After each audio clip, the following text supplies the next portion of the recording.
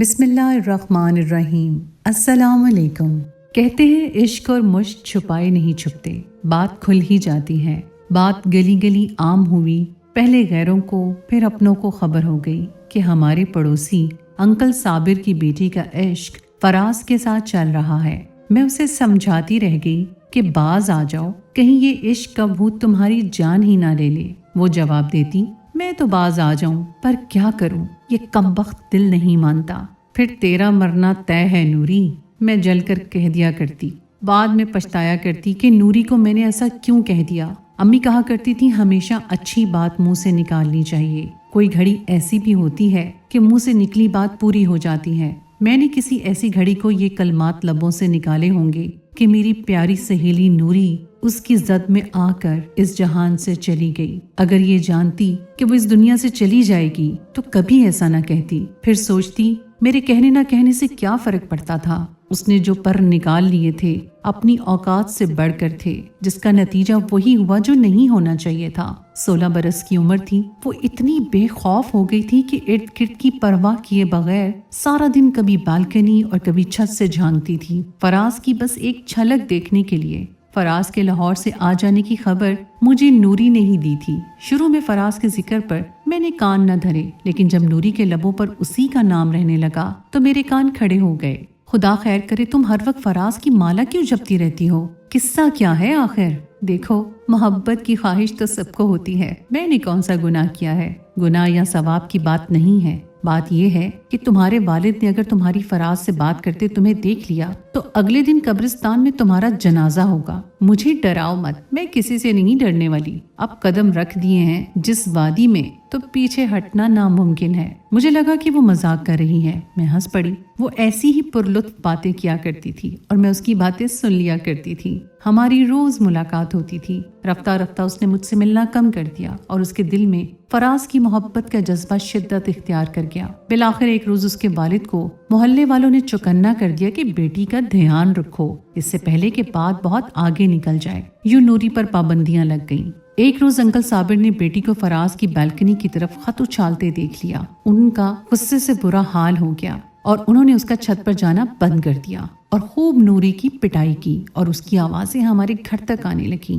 اس واقعے کے بعد کئی دن تک وہ اپنے آنگن میں بھی نظر نہ آئی۔ متعدد بار اپنی چھت سے اس کے صحن میں نے جھانکا کہ نوری نظر آئے تو اس کا حال پوچھوں۔ ہمارے اور ان کے مکان کے درمیان ایک دیوار تھی۔ میں پریشان تھی، میں کیسے نوری سے بات کروں؟ کچھ دن صبر کیا، مزید صبر نہ ہوا تو میں اس کے گھر چلی گئی۔ وہ اپنے بستر پر الٹا لیٹی ہوئی تھی، بدن پر ابھی تک چوٹ کی وجہ سے نیل کے نشان تھے۔ نوری کے والد نے لکڑی سے اسے بے تحاشا مارا تھا اور اب وہ مجھ سے ہی نہیں ساری دنیا سے ناراض تھی۔ میرے سلام کا جواب تک نہ دیا تو میں اس کے پاس بیٹھ گئی اور پیار سے کہا، نوری کیا تم مجھ سے بھی خفا ہو؟ میں نے کئی بار سمجھایا تھا لیکن تم نہ سمجھی، اسی لیے منع کرتی تھی کہ فراز سے اشاروں میں بھی باتیں نہ کیا کرو، محلے والوں نے دیکھ لیا تو تمہارے والد کو خبر کر دیں گے۔ پھر وہی بات ہوئی نا۔ نوری نے میری بات کا کوئی جواب نہ دیا۔ وہ بستر سے اٹھ کر بیٹھ گئی، تھوڑی دیر خاموش رہی، پھر اس نے خاموشی کو توڑا۔ میں ڈرنے والی نہیں کسی سے۔ اچھا چھوڑو اس قصے کو، چائے پیو گی؟ کسی اور دن پی لوں گی، آج تمہاری خیریت پوچھنے آئی تھی۔ تم میرے گھر تو آؤ، یا ہماری طرف بھی آنے پر پابندی لگ گئی ہے؟ آؤں گی تمہارے گھر، مجھے کسی پابندی کی پرواہ نہیں ہے، بس مجھے بخار ہو گیا تھا اسی لیے صحن میں نہیں نکلی تھی۔ جب چھت سے آواز دوں تو تم بھی اوپر آ جانا، باتیں کریں گے۔ انکل صابر کے آنے کا وقت ہو گیا تھا۔ میں نہیں چاہتی تھی کہ وہ مجھ پر شک کرے۔ میں جلدی گھر آ گئی۔ بہت سی باتیں کرنے کو تھیں لیکن رہ گئیں۔ چند دن خاموش رہی، پھر ایک دن شور ہوا۔ ایسا لگا جیسے نوری کو مار پڑ رہی ہو۔ اللہ جانے اس لڑکی کے دماغ میں کیا تھا کہ وہ مار کھا کر بھی باز نہیں آ رہی تھی۔ سوچتی تھی پتہ نہیں کب اسے عقل آئے گی۔ سبھی کہتے تھے کہ فراز اچھا لڑکا نہیں ہے، نہ جانے کب یہ سلسلہ بند ہوگا، شاید لیلا مجنوں میں سے کسی ایک کی موت کے بعد۔ اب نوری کا گھر سے نکلنا بھی اس کے بھائیوں نے محال کر دیا تھا۔ نوری نہ تو اپنے کمرے کی کھڑکی سے گلی میں جھانک سکتی تھی اور نہ اوپر جا سکتی تھی اور نہ ہی کسی سہیلی سے مل سکتی تھی۔ انہوں نے فراز کو بھی تنبیہ کر دی تھی کہ اگر تم اپنی بالکنی پر یا ہمارے گھر کے آس پاس بھی نظر آئے تو تمہیں جان سے مار دیں گے۔ میں اکثر چھت پر جاتی کہ دیکھوں نوری والا سلسلہ ختم ہو گیا یا نہیں۔ فراز بھی مجھے کہیں نظر نہ آتا تھا۔ وہ نوری کے بھائیوں کی دھمکیوں کے باعث کہیں ڈر کے چھپ گیا تھا اور نوری نے اپنے آپ کو کمرے میں قید کر لیا تھا۔ میں اس کی ایک جھلک آنگن میں دیکھنے کو ترس گئی تھی اور کافی دنوں تک امن رہا۔ तो मैं समझी कि घर वालों के समझाने पर वो समझ गई है और फराज की अक्ल भी ठिकाने आ गई है। मैं अंकल साबिर के घर गई तो नूरी अपने कमरे में पड़ी थी, चेहरा जर्द और सूरत उजड़ी हुई थी। मुझे देखकर बहुत दुख हुआ। ये तुमने अपनी क्या हालत बना ली है नूरी? तुम तो बड़ी बहादुर हो, लेकिन हालात ने तुम्हें कैसा बेहाल बना दिया है। खुदारा होश से काम लो, खुद को संभालो। बरसों की बीमार नजर आ रही हो। ऐसा भी क्या इश्क, लगता है खाना पीना भी छोड़ रखा है। मेरी ये बातें सुनकर उसने मुझे जवाब दिया, हाँ, सारा सारा दिन भूख प्यास नहीं लगती। सहर, मेरी मदद करो। मेरी दोस्त हो ना तुम तो मेरी मदद करो। मैं क्या करूं? मेरा बस चले तो सारे जमाने की खुशियां तुम्हारे कदमों में डाल दूं, लेकिन तुम जो चाहती हो ना वो नामुमकिन है। मैं तुम्हारा खत या कोई पैगाम फराज तक नहीं पहुंचा सकती और ना तुम्हें उससे मिलवा सकती हूँ। मेरी बात सुनकर वो बोली, तुम मेरी अम्मी को समझाओ कि वो अब्बू को मना ले। जल्द अज जल्द फराज से शादी करना चाहती हूँ, इससे पहले कि देर हो जाए। मैं कैसे समझाऊं? मैं तो नादान हूँ। वो मेरी बात कैसे सुनेंगी? अगर सुन भी ले तो यही कहेंगी कि हमारा फराज का कोई जोड़ नहीं। वो मायूसी से मेरा मुंह तकने लगी, जैसे खामोश निगाहों से शिकवा कर रही हो कि कुछ नहीं कर सकती तो मुझे झूठी तसल्ली ही दे दो। मैं नूरी को झूठी तसल्ली कैसे दे सकती थी? गमज़दा होकर मैं घर आ गई। देर तक सोचा कि इस मसले का कोई हल तो हो सकता है। लड़का लड़की राजी थे, मगर वालिदैन राजी न थे। दोनों घराने एक दूसरे को नापसंद करते थे। फिर बात कैसे बनती? एक रोज पता चला कि नूरी मर गई है। मैं सन्नाटे में आ गई। मैं एकदम से जमीन पर गिर गई। ये कैसे मुमकिन था? वो गमज़दा जरूर थी, मगर ऐसी बीमार तो न थी कि एकदम मर जाती। नूरी के वालिदैन जो दास्तान उसके बारे में लोगों को बयान कर रहे थे, वो भी खोखली लगती थी कि रात अच्छी भली सोई और सुबह सो कर न उठी। मोहल्ले में लोग अलग अलग बातें कर रहे थे। लोग सामने कुछ न कहते, लेकिन पीछे उनके ऐसी ऐसी बातें करते कि कोई सुनने वाला कहता कि उसके घर वाले उसके कातिल हैं। ये हकीकत है। नूरी बीमार मौत नहीं मरी थी। मैंने फराज को भी काफी दिनों से न देखा था। न जाने कहाँ गायब हो गया था। उसके पालतू परिंदे भी गायब थे, जिनको वो छत पर आकर दाना डाला करता था। नूरी पहले इतनी सरकश न थी। वो नरम हो, खुद मिजाज, वो बहुत नरम दिल की मालिक और सीधी सादी लड़की थी। और फराज के मिलने के बाद वो एकदम से बदल गई थी। ऊपर से वालिदैन के मानने ने उसके अंदर शदीद गुस्सा भर दिया था। वो सरकश हो गई थी और मुझे उसकी सरकशी से खौफ आने लगा था। जब भी उसे समझाने की कोशिश की, उसने कहा, सहर, मैं बुज़दिल नहीं हूँ, अपने इरादे की पक्की हूँ। उसने कुछ दिन खुद को कैद रखा। फिर पाबंदियों के बाद फराज से मिलने का सोचने लगी।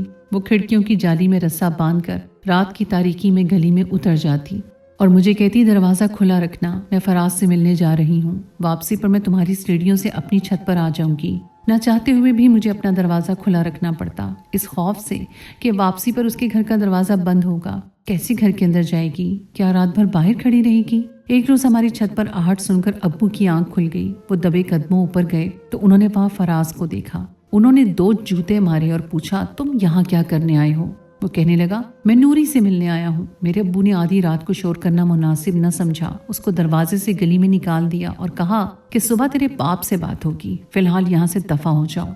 मेरा भी बेटियों वाला घर है। सुबह को वालिद उसके बाप से मिलने गए और मजबूर किया कि अपने लड़के को यहाँ से कहीं और भेज दो, वरना मैं इसे पकड़कर पुलिस के हवाले कर दूंगा। आज पड़ोसी होने के नाते लिहाज किया है, आइंदा नहीं करूंगा। तब उसके वालिद ने उसे अपने भाई के पास लाहौर भेज दिया। लेकिन नूरी, जो अपनी नादानी के हाथों एक बड़ी मुसीबत में फंस चुकी थी, उसका राज घर वालों पर अफशा हो गया, जिसका नतीजा उसकी मौत की सूरत में निकला। किसी ने दुख किया, किसी ने बातें बनाई। फराज के घर वाले भी मोहल्ला छोड़कर वहां से चले गए, मगर नूरी की मौत का मुअम्मा हल न हुआ। इस वाक़े को 4 साल बीत गए। इसी दौरान मेरी शादी हो गई, मगर मैं नूरी को भुला न सकी। मेरी भाभी के यहाँ बेटा पैदा हुआ। उनकी देखभाल के लिए एक खिदमतगार खातून की जरूरत थी। अम्मी ने एक जानने वाले से जिक्र किया। अगले रोज एक औरत आई और कहा कि ये नफीसा है, हमारे मोहल्ले में रहती है, जरूरतमंद है, इसे जॉब दे दो। वो 9 बजे आ जाती और दोपहर 2 बजे तक भाभी और उनके बच्चे के तमाम काम निपटा देती। बच्चे की मालिश, नहलाना, कपड़े धोना और भाभी के लिए गर्म पानी करना, उनका हाथ मुंह धुलवाना, गर्ज माँ बेटी के सभी काम निपटा जाती थी। छुट्टी का दिन था, बहरोज घर पर थे। मैंने कहा, आज अम्मी की तरफ जाना है, भाभी की खैरियत दरियाफ्त करनी है और उनके बच्चे को देखना है। उन्होंने कहा, तुम तैयार हो जाओ, शाम को मुझे किसी काम से जाना है। मैंने जल्दी जल्दी तैयारी कर ली और हम मम्मी के घर आ गए। सुबह का वक्त था। एक औरत भाभी के काम करती मुझे दिखाई दी। उसको देखकर मेरे शौहर रुक गए। امی سے پوچھا یہ عورت یہاں کیسے؟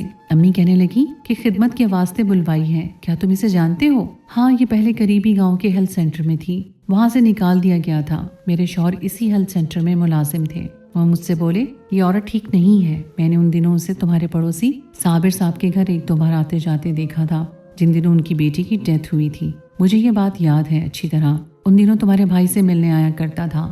بہروز ہمارے چچا زاد تھے، وہ شادی سے قبل بھی ہمارے گھر آیا کرتے تھے، انہوں نے بتایا ہیلتھ سینٹر میں تعینات لیڈی ڈاکٹر کے پاس صابر صاحب کی بیوی گئی تھی، ان کی لڑکی نوری کی حالت ٹھیک نہیں تھی اور وہ چاہتی تھی کہ لیڈی ڈاکٹر ان کی مدد کریں۔ جب انہوں نے اپنی بیٹی کا تفصیلی حال بتایا تو ڈاکٹر نے ان کی مدد سے انکار کر دیا کیونکہ حالات غیر معمولی تھے۔ تب نفیسہ ان کے ہمراہ چلی گئی تھی۔ بہرحال اس بیچاری لڑکی کا انتقال ہو گیا۔ نوری کی والدہ نے اپنے گھرانے کو بدنامی سے بچانے کے لیے اس عورت کا سہارا لیا ہوگا۔ ان لوگوں کی عزت تو بچ گئی مگر لڑکی کو نہ بچا سکی۔ نفیسہ نے یہ بات ایک ہیلتھ ورکر کو بتائی تو اس نے اس کی شکایت وہاں تعین ڈاکٹر سلیم سے کر دی اور ڈاکٹر سلیم نے اس عورت کو نوکری سے نکال دیا۔ پولیس کے حوالے اس وجہ سے نہ کیا کہ کیس بن جانے کی صورت میں ایک شریف خاندان کی عزت مٹی میں مل جاتی۔ جب میں نے نفیسہ سے اس بات کی تصدیق چاہی تو اس کا رنگ فک ہو گیا اور وہ جلدی سے اپنی چادر اوڑھ کر امی کے گھر سے چلی گئی۔ میں نے راستے میں نفیسہ کو روکا اور اس سے حقیقت معلوم کی۔ تب نفیسہ نے بتایا